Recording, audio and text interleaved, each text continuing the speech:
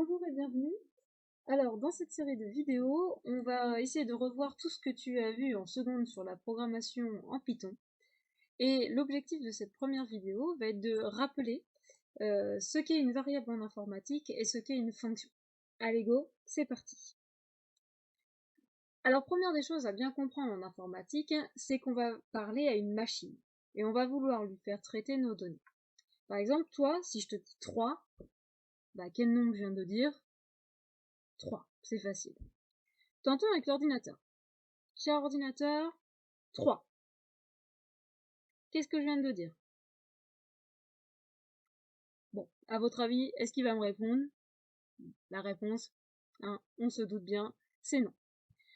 Donc déjà, première chose à comprendre, c'est que pour enregistrer mon nombre, je vais devoir lui dire, cher ordinateur, tu vas ouvrir un emplacement dans la mémoire dans ta mémoire. Alors on peut visualiser ça comme un tiroir, et dans lequel tu vas venir y mettre la valeur 3. D'accord? Cet emplacement de la mémoire, ça s'appelle une variable. Et pour qu'on puisse la retrouver, on va lui donner un nom. Donc par exemple, ici, je vais la nommer A. D'accord? Comme ça, si j'ai un deuxième nombre à lui faire enregistrer, par exemple 5, eh bien, je vais venir ouvrir une deuxième variable, donc un deuxième tiroir dans la mémoire de mon ordinateur, et je vais y mettre la valeur 5. Ce tiroir, je vais le nommer par exemple B. Voilà, comme ça, on peut retrouver nos deux nombres, ma première valeur dans mon tiroir A, qui s'appelle une variable, ma deuxième valeur dans ma variable B. D'accord? Donc, si je résume, une variable, c'est un emplacement dans la mémoire de l'ordinateur dans laquelle on va stocker une information. Ça peut être des nombres, des chaînes de caractères, c'est-à-dire des mots, ou encore des booléens, des vrais ou faux. D'accord? On lui donne toujours un nom, et l'information qu'on met à l'intérieur s'appelle son contenu. Ça va? On continue. Alors, maintenant qu'on a bien compris cela, voyons comment parler à l'ordinateur et lui donner des instructions. Alors, dans toute la suite de cette série de vidéos, je commencerai toujours par écrire mes instructions en langage naturel. C'est un langage un peu universel que tous les informaticiens comprennent. Et dans un second temps, nous apprendrons à les écrire dans un langage de programmation, c'est-à-dire un langage qui est destiné à être compris par la machine. Ici, en l'occurrence, nous allons utiliser le langage Python. Alors, tout d'abord, lorsqu'on souhaite donner une valeur à une variable, par exemple 3 à la variable A, eh bien, voilà comment on va l'écrire en langage naturel. On va écrire la chose suivante. On va dire, dans la variable A, tu vas y mettre, cher ordinateur, la valeur 3. D'accord?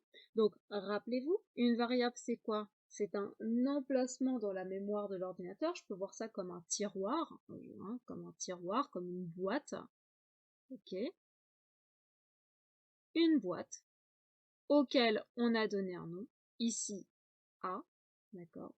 Et donc, dans cette boîte A, ici, je lui ai demandé de mettre la valeur 3. D'accord? A, ça s'appelle l'étiquette ou le nom de la variable. 3 s'appelle le contenu. Donc ici, le contenu de la variable A, c'est 3. De la même manière, B prend la valeur 5, je vais l'écrire comme ça. B prend la valeur 5. Donc là, l'ordinateur va créer un deuxième espace dans sa mémoire qu'il va nommer B. Et dedans, nous allons mettre la valeur 5. Okay? Maintenant, à partir de ça, c'est super cool. On peut, par exemple, travailler sur ces deux nombres qu'on a mis dans A et B. Par exemple, on peut demander à l'ordinateur de faire la somme de ces deux nombres. Alors, je ne vais pas lui dire, fais-moi la somme de 3 plus 5. Non. Je vais lui dire, fais-moi la somme de A plus B. D'accord? Comme ça, que va faire l'ordinateur? Il va venir chercher l'information que j'ai mis dans mon tiroir A, chercher ce que j'ai mis dans mon tiroir B, donc ici 3 et 5, et il va venir en faire la somme. Ici, 8. Oui, mais là, je lui demande de me faire la somme. Mais il va falloir que je lui demande de venir stocker cette somme, parce que sinon, ça ne sert à rien de faire ce travail. Donc, il va falloir que je vienne ouvrir un nouvel emplacement dans la mémoire de l'ordinateur, donc une nouvelle variable, okay, auquel il va falloir que je donne un nom, donc pas A et B puisque c'est déjà pris. Alors, comme je calcule la somme, je vais tout simplement l'appeler S, cette variable. Et donc, la somme de A plus B, il va la mettre dans la variable S. Okay. Alors, arrêtons-nous un petit peu sur cette instruction, qui est quand même assez particulière dans cette instruction. On a des lettres partout, hein, des variables partout, mais attention, elles n'ont pas le même rôle. Je m'explique. La variable qu'on voit ici, à gauche de la flèche, elle fait référence au contenant. D'accord? Ici, ça fait référence au contenant. C'est-à-dire que c'est dans cette boîte qu'on va venir y stocker une information. Alors que les variables A et B, ici, qui sont à droite de la flèche, elles font référence au contenu. Elles font référence à ce que contiennent, si j'arrive à écrire contenu, elles font référence à ce que contiennent les variables A et B. Donc l'ordinateur va venir chercher ce que contiennent les variables. Il va venir chercher 3 plus 5, il additionne, ça fait 8, et il le met dans la variable S. D'accord? Tout simplement. Je peux aussi m'amuser à lui faire calculer, par exemple, la différence. Alors pour cela, la différence, eh bien, je vais avoir besoin de lui faire donc calculer A moins B. Ok? Mais là encore, eh ben, il va falloir que je lui demande de stocker le résultat quelque part. Donc il va falloir que j'ouvre une nouvelle variable, ok, à laquelle je vais donner un nom. Donc comme je calcule la différence, je vais la noter D, par exemple, cette variable. Et donc je vais lui demander de calculer A moins B et de venir me stocker le résultat dans la boîte D. Là encore, on peut s'arrêter un petit peu sur cette instruction. Il y a des lettres à gauche et à droite, il y a des variables à gauche et à droite, mais elles ne font pas référence à la même chose.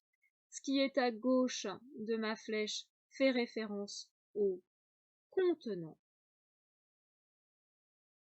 Donc c'est dans cette boîte D qu'on va venir stocker quelque chose. Alors que ce qui est à droite de ma flèche, ici, les variables A et B, ce A et B fait référence au contenu. Donc là encore, l'ordinateur va venir chercher ce que contiennent les variables A et B. Donc ici, 3 moins 5, moins 2. Ce moins 2, il va venir le stocker dans la variable D. Tout simplement. Ça va? Voyons maintenant comment coder ça en Python. Alors, comment faire? Eh bien, en Python, A prend la valeur 3, ça va se coder de la manière suivante. A, tout simplement. Et le prend la valeur, la flèche, là, vers la gauche, ça se traduit sous Python par un égal. D'accord? A prend la valeur 3. Donc, attention, en Python, ce égal, ce n'est pas le même égal que le égal qu'on connaît en mathématiques, ce n'est surtout pas le égal de l'égalité. C'est le symbole de l'affectation, c'est le symbole qui permet de donner une valeur à une variable. Donc, de la même manière, B prend la valeur 5. Et puis, ensuite, on veut que la variable S prenne la valeur A plus B, ça se code. S prend la valeur A plus B. D prend la valeur A moins B. D prend la valeur A moins B. Tout simplement. Je peux lui demander d'exécuter ces instructions. D'accord? Alors là, on se rend compte dans la console que finalement, il a exécuté les instructions, mais rien ne se passe. Bizarre. Eh ben non, pas si bizarre que ça, parce que finalement, pour l'instant, je lui ai juste demandé de mettre la valeur 3 dans la variable A, la valeur 5 dans B, la valeur 3 plus 5, donc 8 dans S, et la valeur 3 moins 5, donc moins 2 dans D. À aucun moment, je lui demande d'afficher ces valeurs. Donc pour cela, si j'ai envie de voir ce que contiennent les variables S et D, eh bien je vais lui demander d'afficher. Pour cela, on utilise l'instruction print en Python. Afficher S, il me renvoie 8. Afficher D, donc normalement il m'affiche moins 2 si les calculs sont bons. Oui, c'est bon, les calculs sont corrects. Ok? Et je peux recommencer, je peux m'amuser à réécrire un code. Je peux m'amuser à, par exemple, faire la somme des nombres 2 et 6, par exemple. Donc, si j'ai envie de faire la somme de 2 et 6, dans A, je vais mettre mon premier nombre, 2. Dans B, je vais mettre mon deuxième nombre, 6. Ma somme va être égale à A plus B. Et ma différence, A moins B. Tac, exécuter. Là encore, vous voyez, il ne s'affiche rien. Il faut que je lui demande ce que contiennent S et ce que contiennent D. Alors là, une petite alternative, je peux très bien directement lui demander S, la valeur de S, et la valeur de D. Donc à chaque fois, j'appuie sur Entrée pour exécuter mes instructions. Donc ça marche bien, hein. La somme 2 plus 6, ça fait bien 8, et la différence 2 moins 6 fait bien moins 4. Et je peux recommencer avec d'autres valeurs, par exemple 5 et moins 9, par exemple. Hop, exécuter. Il l'a fait. Renvoie-moi la somme. Donc je lui demande ce que contient S, moins 4, ça marche bien. Ah. Je le refais. La somme, ça fait bien moins 4. La différence, ça fait bien 5 moins 9, 5 plus 9, 14. Donc ça marche. Bon, par contre, il y a un petit bémol avec ces instructions, c'est que finalement, à chaque fois que je veux changer de somme, je dois retaper les instructions. C'est pas top, c'est pas terrible. Alors certes, il y a le copier-coller, mais à chaque fois, je dois recommencer, je dois lui redonner mes instructions. Ce qui serait pratique, ça serait de pouvoir donner mes deux nombres A et B directement, d'accord? Et hop, il me ressort automatiquement ma somme et ma différence, sans avoir à retaper les lignes de code. Ça serait pas mal. Eh bien, bonne nouvelle,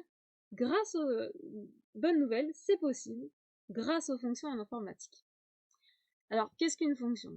Une fonction, c'est un bloc d'instructions qui est désigné par un nom, par exemple somme, ici, somme différence, et dont le fonctionnement dépend d'un certain nombre d'informations qui seront données dès le départ, qui seront données en entrée.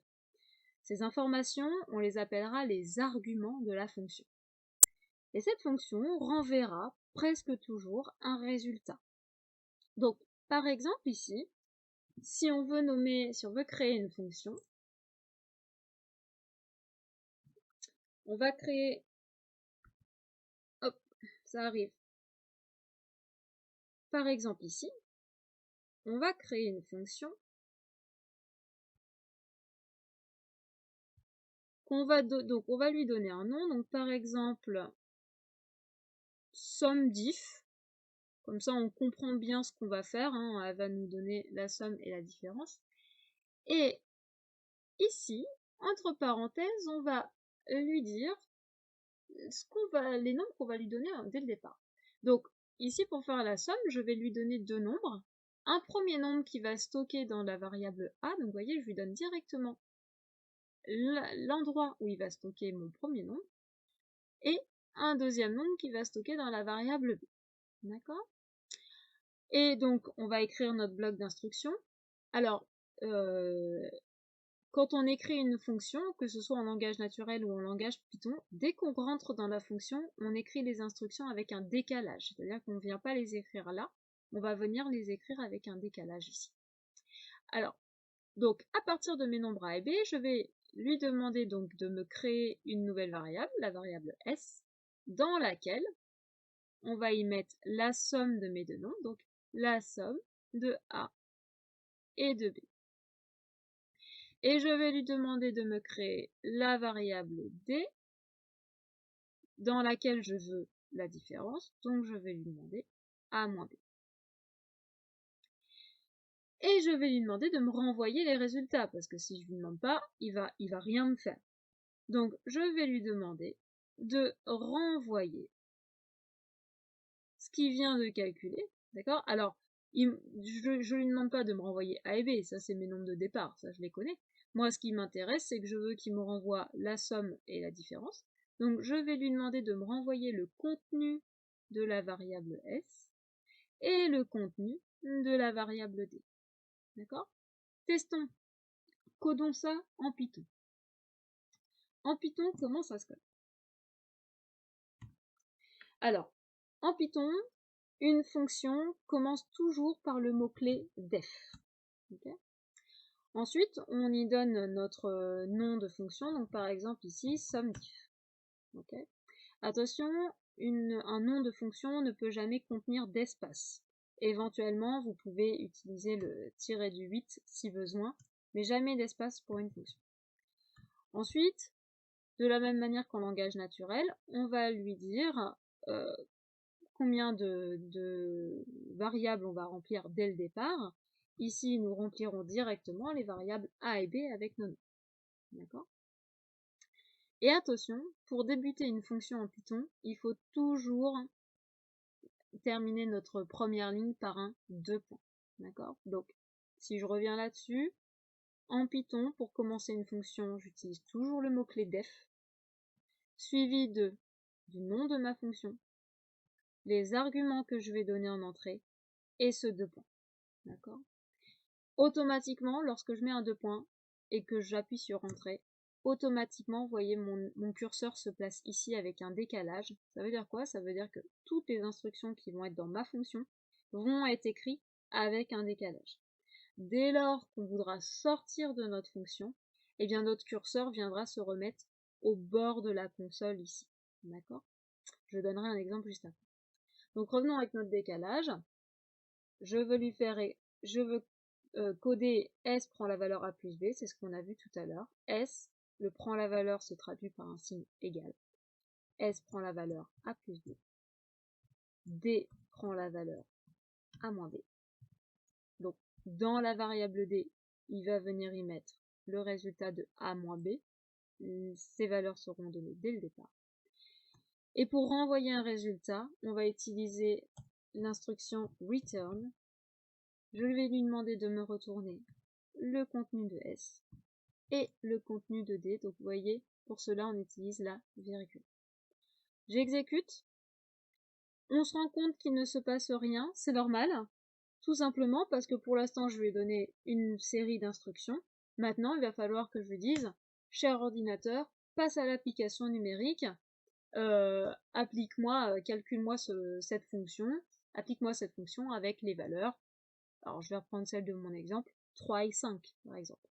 Donc pour cela, pour faire appel à ma fonction, je vais repartir du nom de ma fonction. Je vais lui dire exécute-moi la fonction SUMDIF avec pour valeur, donc j'avais mis dans A 3 je crois tout à l'heure, avec pour valeur 3 et 5.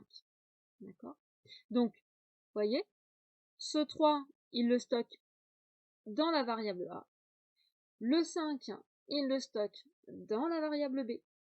Et grâce à ça, il exécute automatiquement les instructions qui sont dans ma fonction. Donc vous voyez, celles qui sont avec une indentation. C'est parti. Il me renvoie la valeur de S, donc 8, ça correspond bien à la somme, 3 plus 5, 8.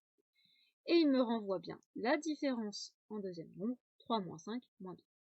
Et l'avantage, c'est que vous voyez, je peux lui redemander d'exécuter cette fonction avec deux autres valeurs. Tout à l'heure, j'avais utilisé les valeurs 2 et 6. Donc, applique-moi la fonction SUMDIF avec 2 et 6. Entrée, bam. La somme fait 8, la différence fait moins 4. J'avais donné un dernier exemple avec 5 et moins 9. Applique-moi la fonction SUMDIF avec 5 et moins 9. Boum, la somme fait 14. la somme fait moins 4, pardon, et la somme fait 14. Voilà. Tu sais tout sur les fonctions.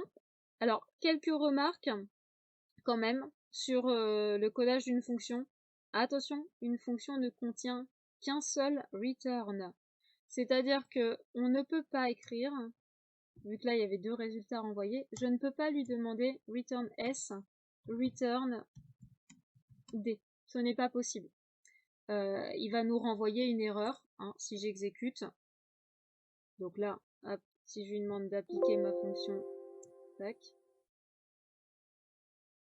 Ah si, alors non, il m'envoie pas d'erreur, mais par contre, vous voyez, il ne me renvoie qu'un seul résultat. Donc qu'est-ce qu'il m'a renvoyé finalement? Il me renvoie que la dernière instruction, c'est-à-dire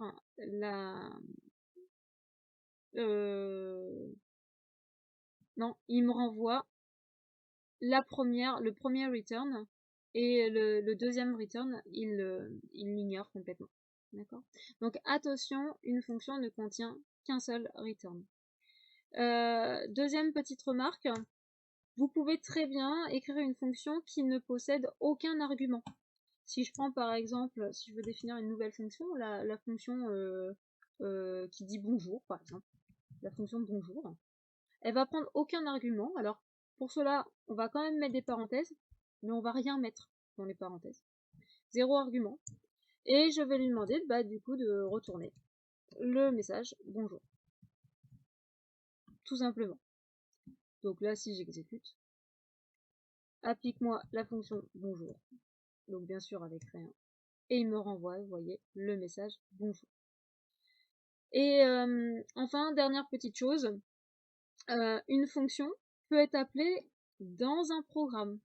Donc pour cela, il suffira de l'insérer dans une instruction du programme en saisissant le nom et les valeurs des arguments. Par exemple, si par exemple je veux reprendre ma fonction, ici ma fonction SUMDIF a été créée, je veux donc, je vais pas mettre un return ici, mais il va m'écrire bonjour. Il va m'afficher le message bonjour. Et puis ensuite, il va m'afficher la somme et la différence des valeurs que j'ai choisies, par exemple 3 et 4. Et je vais lui demander de me retourner ça. Et bien, quand je saisis le programme bonjour, il me renvoie. Alors là, oui, forcément, il me renvoie que la somme puisque j'avais modifié mon instruction. Vous voyez, il m'a affiché le message bonjour et il m'a renvoyé donc le résultat de la fonction SUMDIF avec les valeurs 3 et 4. Donc mon programme ne renvoyait plus que la somme, vu que j'ai modifié l'instruction tout à l'heure. Ça me renvoie bien la somme de 3 et 4, 7. Voilà. Voilà, nous avons terminé cette première vidéo de rappel. Je t'invite à visionner les autres vidéos si tu souhaites te remettre à niveau sur l'instruction si alors sinon et sur les boucles en Python. Et je te dis à bientôt dans une nouvelle vidéo.